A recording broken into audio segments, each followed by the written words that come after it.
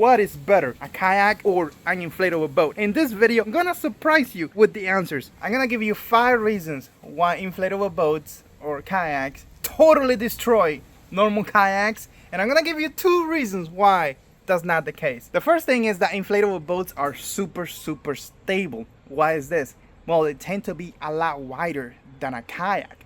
A kayak, I mean, the most stable ones, you're gonna be looking at 35 inches wide, maybe 36.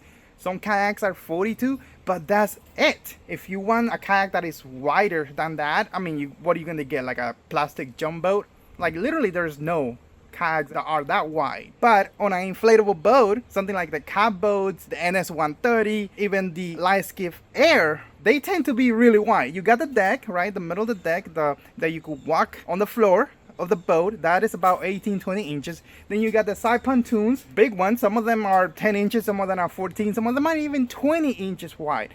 And what does that do? Well, you got more surface area touching that water, so it's gonna make it far more stable. And also, if you look at the design of those boats, they're not super flat, but they have like a sort of like a catamaran design, which adds to the stability of the boat.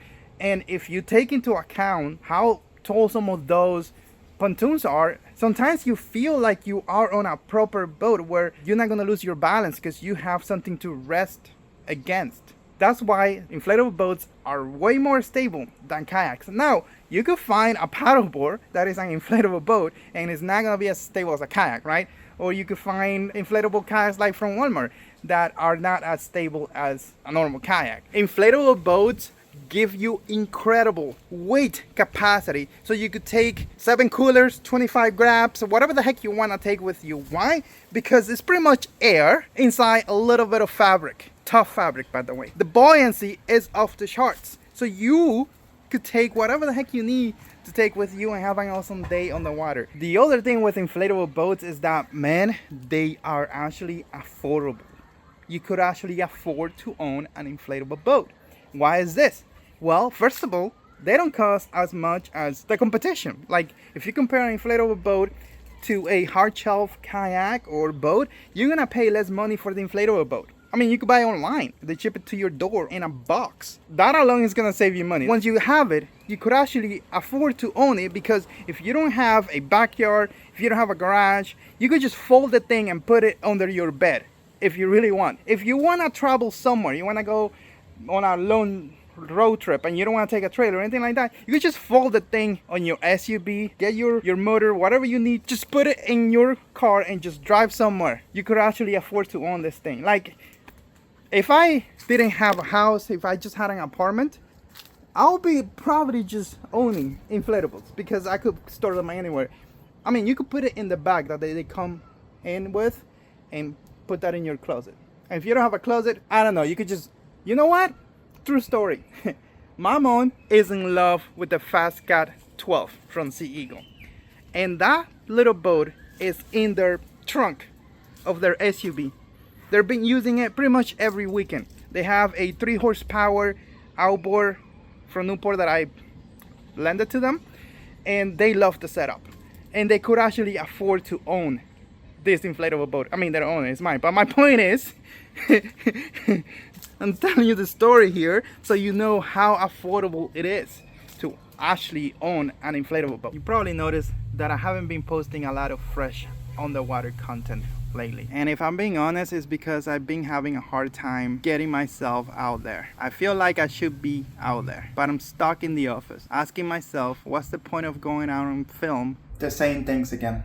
I think last year's grind really took a toll on me. I got sick more than one time, the sun destroyed me, and the memory is playing a role. I know, I need to figure out how to take real breaks and separate business from my personal life. And for that, I realized I need a pro. Not a friend that would tell you, hey man, everything is all good, but someone that can help me find a new perspective. And that's why I am glad that BetterHelp is the sponsor of this video. They are on a mission to make starting therapy easier. A therapist will listen and give you techniques to make positive changes in your life. With BetterHelp, you fill out a questionnaire and you could be matched with a therapist in as little as a couple of days. And if you feel like it's not the right fit, you could easily switch therapists at no extra cost. Get 10% off your first month by clicking on the link down in the description or go to betterhelp.com/Aliex.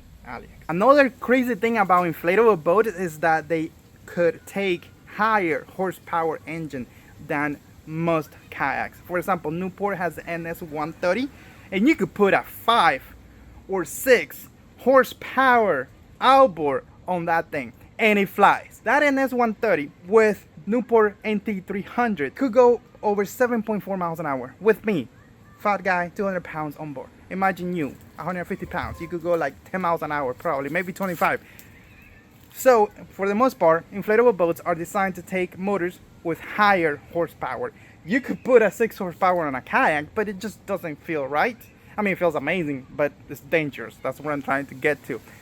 While these inflatable boats, they look like a kayak. They're pretty much the same length as a kayak. They're probably a little, again, they're wider, but they could take more horsepower. The other thing about inflatable boats that totally destroy kayaks, I mean, this is probably model dependent, but my point is, well, this tree should be a little taller. Wouldn't you think so?